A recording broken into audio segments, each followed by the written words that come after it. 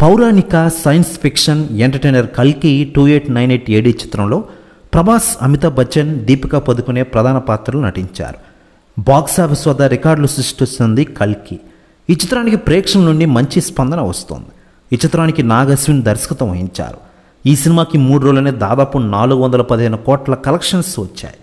Twitter వేదికగా నా favourite ప్రొడ్యూసర్కు శుభాకాంక్షలు తెలుపుతూ మెగాస్టార్ చిరంజీవి గారు కల్కి సినిమా గురించి కొన్ని వ్యాఖ్యలు చేశారట.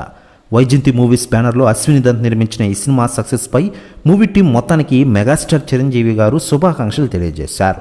మరోవైపు మెగాస్టార్ చిరంజీవి గారి గురించి తాజాగా ప్రభాస్ గారు కొన్ని కీలక వ్యాఖ్యలు చేశారట. ఆయన మాట్లాడుతూ, ప్రస్తుతం కల్కి సినిమా విజయవంతం అవడం చాలా గొప్పగా అనిపిస్తోంది. నాకు మంచి అనుభూతిని కలిగించింది. నాగ్ అశ్విన్కి నా ప్రత్యేక కృతజ్ఞతలు. మరోవైపు మెగాస్టార్ చిరంజీవి గారు నాకు ఫోన్ చేసి ఈ సినిమాలో అదరగొట్టేసావంటూ కొన్ని కీలక విషయాలు నాకు చెప్పారు అంటూ అన్నారట ప్రభాస్ గారు. ప్రెస్ న్యూస్ కూడా తెగ వైరల్ అవుతోంది ఇండస్ట్రీలో. మరోవైపు కల్కి గురించి అద్భుతమైన రిపోర్ట్లు వినిపిస్తూ ఉన్నాయి.